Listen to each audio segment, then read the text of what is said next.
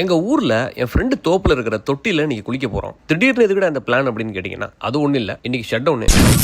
கடுப்பாயி காலையில இருந்து எரியுதடி மாலான்னு வெளியே சுத்திட்டு இருந்தேன். அப்படி சுத்திட்டு இருக்கும் போது என் ஃப்ரெண்டை பார்க்க போனேன். செம்ம லொகேஷன்ல உட்காந்து காத்து வாங்கிட்டு இருந்தான் என் ஃப்ரெண்டு. டேய் சும்மாறா.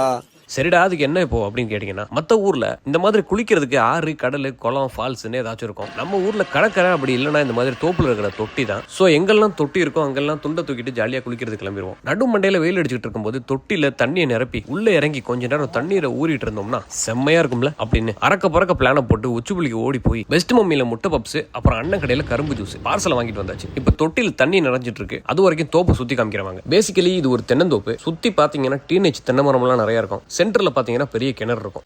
அப்படிங்களா? ரொம்ப சந்தோஷம். இப்ப தண்ணி நிறைஞ்சிருச்சு. அப்புறம் என்ன, உள்ள இறங்கி போடுவோம் பாருங்க ஆட்டம். அடிக்கிற வெயிலுக்கு தண்ணிக்குள்ள இறங்கும் போது சில்லுன்னு இருந்துச்சு.